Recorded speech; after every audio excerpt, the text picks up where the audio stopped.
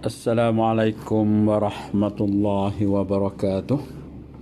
Sahabat-sahabat warga pendidik PPD Tanah Merah yang dikasihi sekalian, bertemu kita dalam bicara ilmu pada hari ini. Dan sebelum saya meneruskan bicara ilmu, isu-isu semasa dalam pendidikan kita, yang mana Kementerian Pendidikan sedang membuat penataran untuk menyampaikan maklumat tentang pengurusan sekolah pasca perintah kawalan yang akan dilaksanakan di semua sekolah.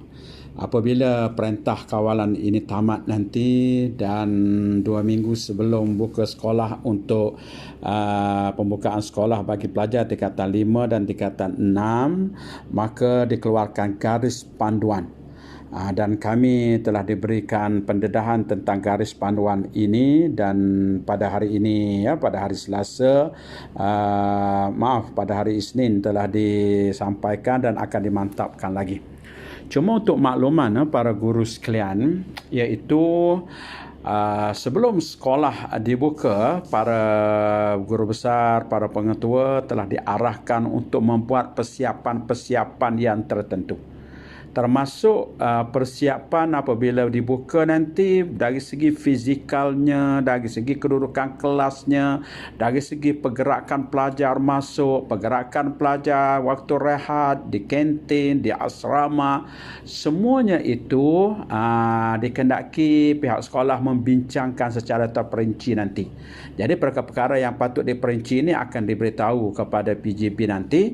Jadi apa yang saya nak sampaikan, mungkin selepas kita beritahu perkara itu, para pengetua guru besar akan memanggil guru-guru penolong kanan, guru kanan ataupun bidang-bidang tertentu untuk berbincang. Oleh sebab itu, saya menyeru pada sahabat-sahabat sekalian yang terlibat terutamanya di sekolah menengah, maka buatlah perancangan yang rapi dan berikanlah kerjasama kepada kepimpinan sekolah untuk menjadikan sekolah kita selamat dan juga sedia untuk menerima pelajar apabila pihak kementerian memberikan tarikh bilakah sekolah akan dibuka. Dan sekali lagi kami diingatkan bahawa pada awalnya akan dibuka untuk tingkatan 5 dan tingkatan 6 sahaja. Kemudian yang kedua, sekarang ini adalah masih lagi tempoh bercuti. Jadi pembelajaran online itu pun dihentikan. Tetapi jika cikgu ada inisiatif sendiri untuk memberikan bahan ataupun menghubungi pelajar, untuk mengingatkan pelajar dan sebagainya, teruskanlah benda-benda yang baik itu. Mudah-mudahan pelajar kita tidak putus ataupun tidak putus hubungan dengan guru-guru mereka. Baik, sidang pendengar yang dikasihi sekalian, kita teruskan dengan bicara ilmu pada hari ini. Kalau 2 hari lepas cerita dongeng, yang ini adalah nak kata cerita apa, wallahualam. Dengar dulu cerita. Ceritanya seorang mahasiswi cantik comel yang mula daftar ke universiti untuk belajar. Pada hari siswi ini merupakan seorang yang mempunyai rupa paras yang cantik dengan putih melepak, hidung cotik, mulut jepuk, putih sepuk, comel lah tu. Jadi pada hari pertama beliau memasuki kuliah, maka yang mengajarnya masuklah seorang profesor. Datang masuk, dia pun tengok profesor. Siapa profesor itu? Profesor yang datang mengajarnya rupa parasnya, Masya Allah, rupa parah. Kalau dalam bahasa kasarnya, rupa parah yang huduh lah, orang kata dengan keadaan yang tak payah cerita banyak lah. Maksudnya yang sangat huduh daripada manusia huduh seperti biasa. Bukan nak menghina tu, sekadar untuk dalam cerita ini. Bahasa lainnya iaitu huduh sangatlah, Dan dalam keadaan ini, apa yang terjadi ialah gadis ini, siswi ini telah membuat, lepas pada kuliah tersebut, dia pergi ke bilik pensyarah tersebut. Dia kata, Tuan Profesor, saya dah buat keputusan. Keputusan apa? Keputusannya ialah saya mau kahwin dengan profesor. Maka profesor ni kata, teruk benar ni kamu ni, orang uduh pun tak say kat aku. Mung hok comel nak kat aku ni guano ni. Dia pun kata, bagus juga perempuan ini pandai berhujah. Dia kata, Tuan Profesor, apabila kita kahwin dua, mudah-mudahan, ya apalah kita nikah dua, dia kata, mudah-mudahan anak yang kita dapat rupa ikut saya comel, tapi otak ikut profesor, bijak sopo profesor. Tapi profesor tu menanggung semata, dia ngiling kepala. Tak sih.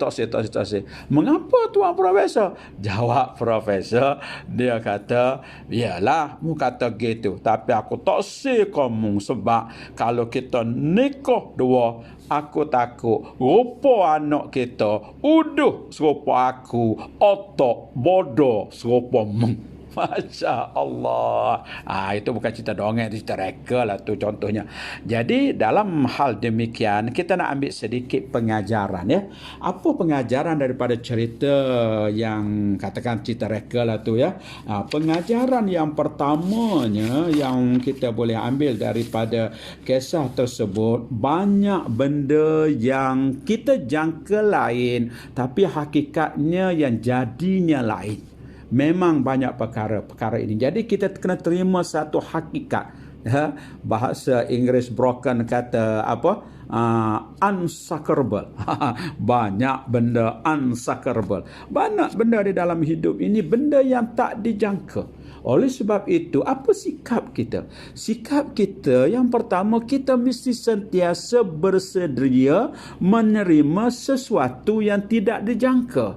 Kerana selepas kita bernafas sekarang, nafas yang akan datang, peristiwa yang berlaku lepas ini, semuanya ada kita tak tahu, milik Allah. Dan jangan anggap ianya sama yang kita jangka. Memang dalam rancangan, tengok jam sekarang, kata pukul berapa? Kita pukul 4 petang, contohnya ialah 4:30 aku nak balik dari pejabat. Okeylah, memang berancangan kita begitu. Hari-hari mungkin jadi begitu contoh. Tapi ada hari yang tertentu mungkin ada gangguan-gangguan. Ataupun patut sampai pukul 5 tapi berlaku kemalangan. Tak sampai di rumah tapi sampai di ward ICU, sampai di hospital. Umur begitu juga. Ada orang yang pukul 8:30 orang telefon isteri. Dia kata, puan, suami puan baru meninggal di pejabat. Suami puan baru meninggal. Maka terkejut dia. Apa puan tu jawab? Saya jawab, meninggal tadi okey. Kawan, maka yang telefon kata, memanglah tadi okey, tapi sekarang dia KO.